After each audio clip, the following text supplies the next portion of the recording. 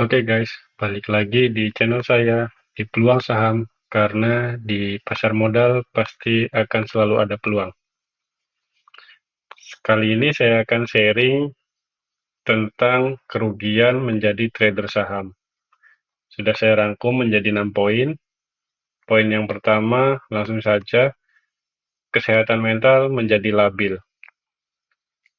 Jadi, pada saat kita memutuskan untuk menjadi trader saham, kita masih pemula ya guys. Otomatis modal kita tuh masih sedikit.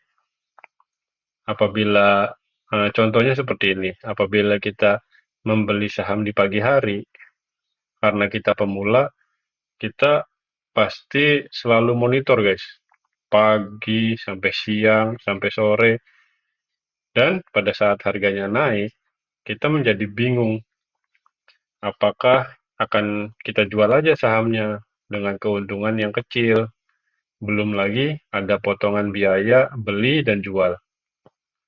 Kalau kita jualnya besok gimana ya?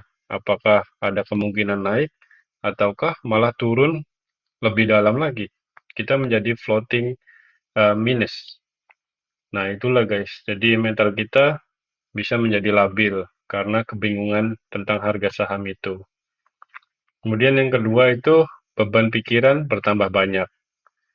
Jadi karena kita pemula, kemudian modal kita kecil dan kita juga ada pekerjaan utama, otomatis di pekerjaan itu kita mempunyai beban atau tanggung jawab, diberi tugas kepada kita. Eh, Tugasnya entah banyak, pasti ada aja lah ya. Terus kita pulang ke rumah, kita bertemu anak istri, kita juga punya tugas mengurus rumah tangga, kemudian ada sesuatu yang harus kita keluarkan, yang harus kita beli, itu kan pikiran juga ya buat kita.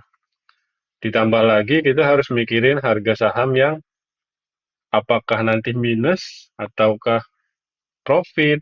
Kita nggak tahu ya guys, kita masih kepikiran aja. Ya, otomatis beban pikiran kita tuh jadi bertambah karena kita membeli saham-saham yang tidak berfundamental baik. Itulah trader saham seperti itu guys. Kemudian yang ketiga, waktu untuk keluarga berkurang. Jadi saya itu dulunya pernah juga ya menjadi trader, tapi trader forex, mata uang. Dan di situ saya nggak kenal waktu guys. Udah pagi, siang, sore, monitor terus. Pada saat eh, waktu itu belum punya anak guys. Nah itu aja udah sangat menguras waktu. Plus lagi-lagi lihat HP, lagi-lagi lihat ini laptop untuk monitor harga saham. Apakah harga sahamnya naik atau monitor ini ya foreknya apakah naik atau turun. Kalau misalkan harganya lagi naik, tapi kalian lagi menjalankan hobi atau sedang ada kegiatan dan momennya kalian terlewatkan, harganya bisa turun dan sangat dalam sekali guys, sampai minus guys. Nah, itulah gak enaknya jadi trader. Kemudian yang keempat guys, jadi modal itu bisa tergerus atau cut loss. Jadi kalau misalkan trader itu kan kebanyakan ya, dalam tanda kutip, ingin cepat kaya. Beda dengan investor yang itu dengan jangka panjang, nggak pengen cepat kaya. Ini kalau misalkan trader cepat kaya, otomatis membeli sahamnya, itu saham-saham yang tidak berfundamental bagus. Kalau saham yang berfundamental bagus itu, kenaikan dan penurunan harga sahamnya nggak terlalu volatil, guys. Volatilitasnya nggak tinggi. Jadi trader itu kurang tertarik di saham-saham yang fundamentalnya bagus. Pasti akan membeli saham-saham gorengan yang kenaikan dan penurunannya tuh sangat cepat sekali. Nah, disitulah guys, apabila kalian bisa mendapatkan cuan ya, misalkan modal kalian 10 juta, kemudian untung 10%. Ya, pertama untuk 10% jadi 11 juta. Kemudian bisa untung lagi, untung lagi, untung lagi. Dan pada saat modal kalian sudah banyak, sudah besar, misalkan sudah nyampe 30 juta, otomatis kalian itu akan lebih agresif. Kenapa? Karena sudah merasa pintar, sudah merasa hebat. Saya tuh sudah profit terus gitu, jarang sekali rugi. Nah, jadi kalian akan mengambil resiko lebih besar lagi. Dan pada saat kalian tidak beruntung, harga saham yang kalian beli langsung dibanting, langsung turun sangat dalam. Kalian hanya bisa pelanga-pelongo menyalahkan siapa, mau menyalahkan siapa, guys. Kalian nggak bisa menyalahkan siapa-siapa karena kalian sendiri yang memijit membeli saham tersebut. Itu dari modal yang udah misalkan 30 juta, kalian itu bisa cut loss. Cut loss, cut loss, cut loss. Cut loss-nya itu lebih besar daripada kalian untungnya, guys. Lama-lama tuh bisa habis. Modalnya bisa tergerus. Apalagi kalau kalian baru baru pemula banget ya, mau menjadi trader saham. Dari modal 10 juta, bisa aja pertama kali beli saham minus 10%, tinggal 9 juta. Minus lagi 10% lagi, tinggal berkurang lagi 8 juta, 7 juta. Jadi seperti itu, guys. Jadi jangan anggap menjadi trader saham itu mudah ya. Karena trader saham itu sangat sulit. Yang mendapatkan cuan itu hanya yang menurut saya hanya yang bermodalkan besar dan mempunyai pengalaman, pengetahuan yang sudah lama di dunia saham. Kalau bagi pemula itu istilahnya apa ya? Istilahnya kita menaruh uang ke saham, lalu memindahkan uang tersebut ke rekening orang lain. Ya udah itu aja. Kita membuang uang kita gitu loh. Uang hasil kerja keras kita kita buang. Jadi ya udah jangan lah ya guys ya. Jangan jangan mau jadi trader saham kalau kalian itu masih pemula, kecuali kalian itu sudah belajar sangat lama, itu juga masih hmm, masih resiko kerugiannya masih sangat banyak guys. Ya lebih baik jadi investor saja guys. Sangat tenang. Nanti saya juga akan upload ini ya keuntungan menjadi investor saham. Oke, lanjut ke poin 5 itu modal bisa hilang.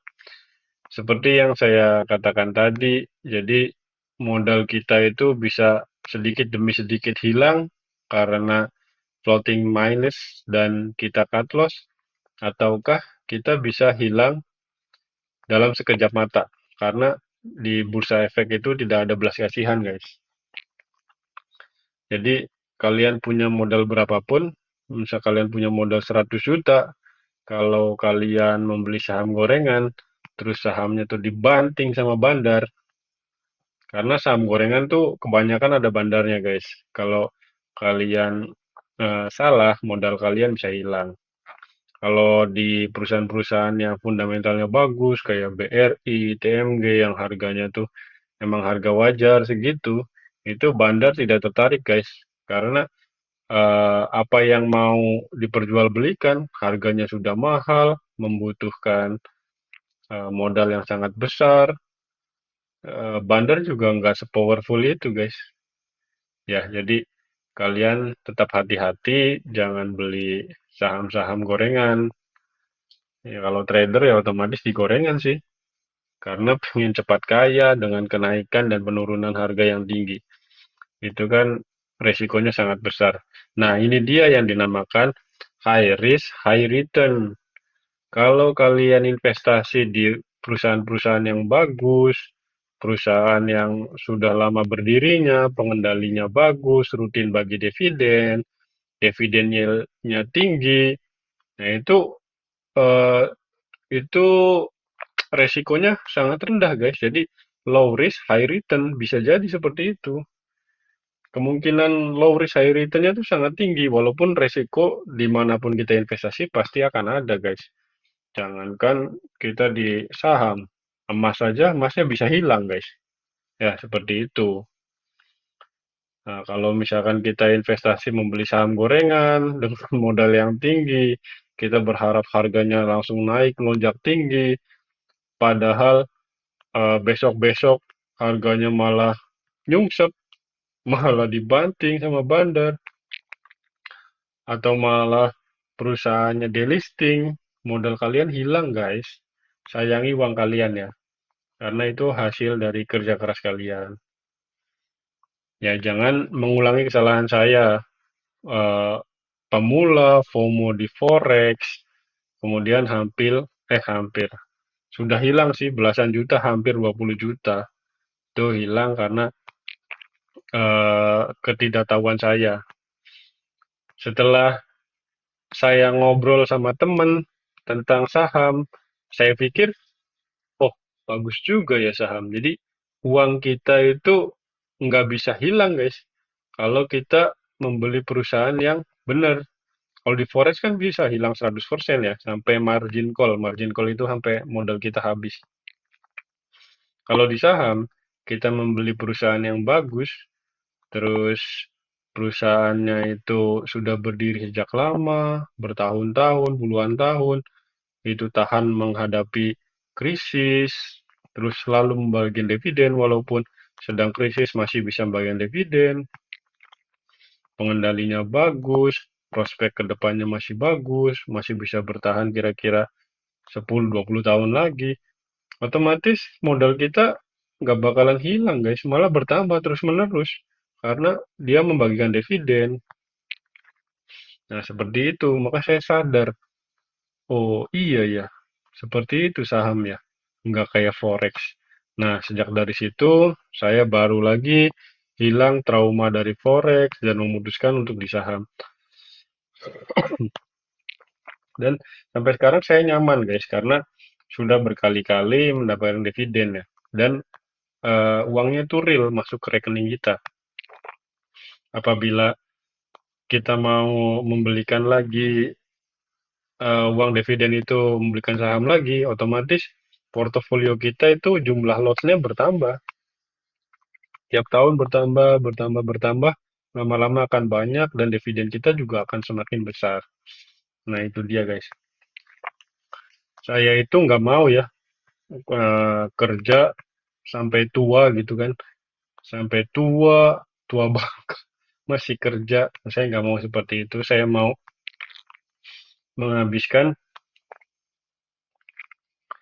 saya itu maunya menghabiskan masa tua saya dengan cara misalkan olahraga sesuai hobi, naik gunung, atau kan bermain dengan cucu-cucu yang lucu, terus hobi-hobi yang lain, guys. Tetapi uang itu mengalir dengan sendirinya dari dividen saham yang sudah kita tabung dari sekarang ya, guys. Jadi kalau di saham itu jangan mau cepat kaya. Saham itu bukan alat untuk menjadi cepat kaya, tapi untuk mencapai financial goal kita. Goal kita tuh apa sih? Apa apa aja goal kita tuh? Kita mau bertujuan untuk dana kuliah anak, sekolah anak, sampai besar, sampai kita pensiun atau dana pensiun kita gitu kan. Kita tuh bisa mencapainya di dunia saham ini dengan cara yaitu karena pendapat para ahli itu ya seperti ini, compounding interest. Jadi dividen yang kita dapatkan itu dibelikan lagi, kemudian mendapatkan dividen lagi lebih besar, dibelikan lagi, maka compounding interest itu suatu saat akan menjadi besar, guys, dan kita tidak tahu seberapa besar itu bisa terjadi. Otomatis hidup kita nantinya akan menjadi tenang, kita tidak akan mempunyai beban lagi, kita tidak bekerja juga tidak apa-apa karena dividen itu mengalir terus selama kita mempunyai sahamnya. Oke, Lanjut ke yang ke nomor 6.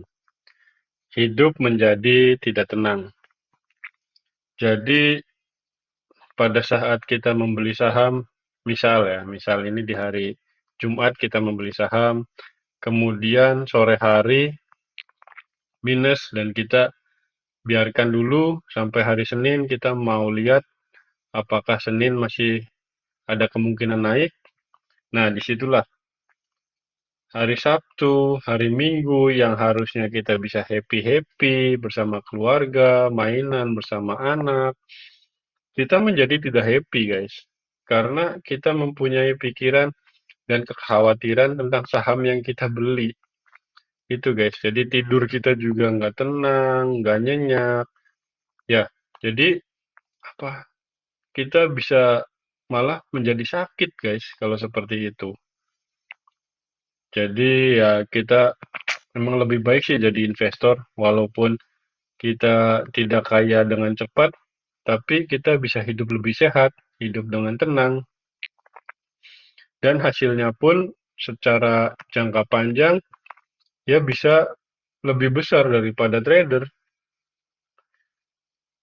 Terus kita nggak memonitor terus HP, kita mainan sama anak, kita tenang. Apa itu HP? Nanti dulu lah saya mau mainan sama anak. Ya gitu guys. Jadi saya tidak merekomendasikan untuk menjadi trader, lebih baik menjadi investor. Dan saya akan juga membuat video tentang keuntungan menjadi investor saham ya guys. Oh iya, di pembahasan kali ini, materi ini juga pasti banyak yang tidak setuju. Tidak apa-apa guys, kita mempunyai pendapat masing-masing. Kalau yang tidak setuju mau tulis di komentar juga nggak apa-apa. Nanti saya akan balas dan kita saling bertukar pendapat. Nggak apa-apa, saya terbuka guys. Apabila ada yang ingin ditanyakan, terus ada materi apa yang mau dibahas, boleh ketik aja di komentar. Nggak usah di-subscribe, guys. Share aja apabila materi yang ini bermanfaat, share ke teman kalian. Okay, thanks for your attention. Bye.